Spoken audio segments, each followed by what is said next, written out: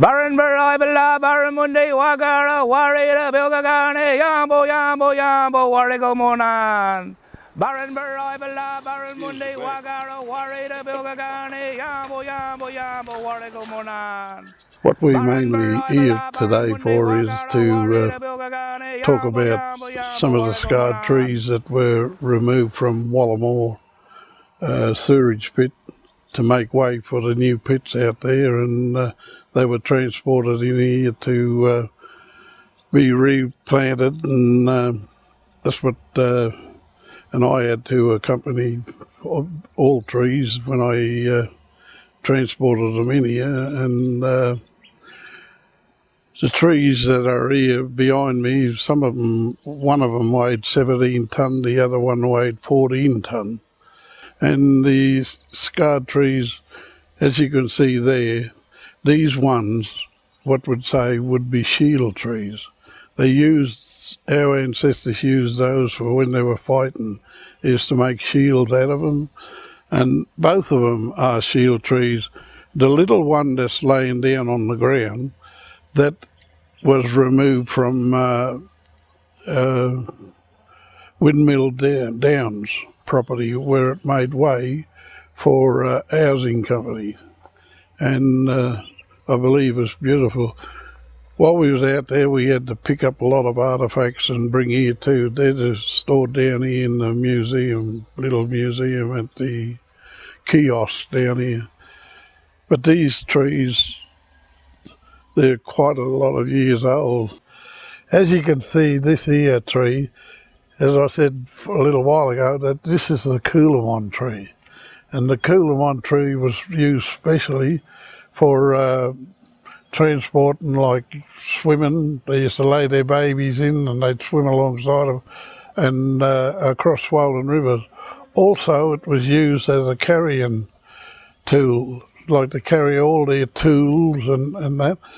But take particular notice about this here tree. It's called a Coolamon tree, but as you can see in the top corner, there's a figure of a face. And I always said it's the baby's face. You can always see the two eyes, the nose, the mouth, the chin, and there's the oval of the face.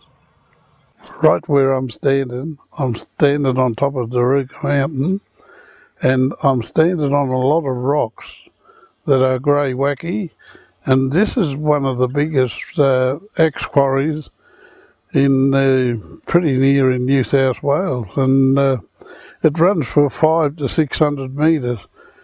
There is a lot of grass coverage at the moment, and we cannot see a lot of the artefacts, but there are hundreds and hundreds of artefacts that are scattered all over this mountain.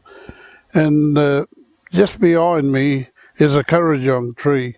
And they sat underneath these trees and they dug the rocks out of a hole, and they stacked it around the Currajong tree where they could work it. And they made their axes, they made their knives and everything. So they knew exactly what they were doing, and so it is a big quarry, and this is what the Greywacke mountain is.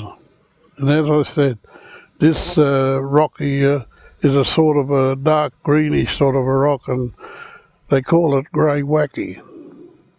Today I'm here to explain what this rock means to the Aboriginal people.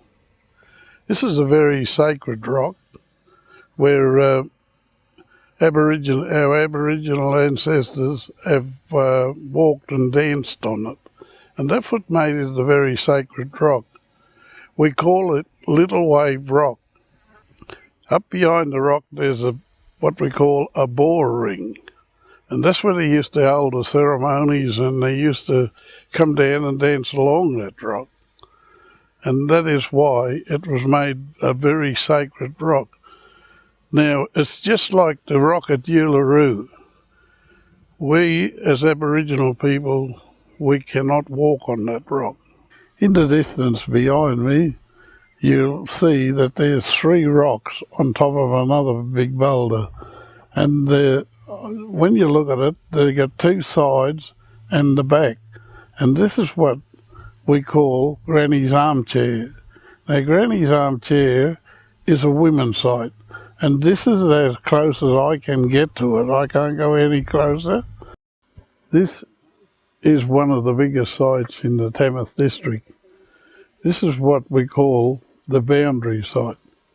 As you can see here, that line running straight up the centre, that separates two tribes. On this side is the Kamilaroi tribe.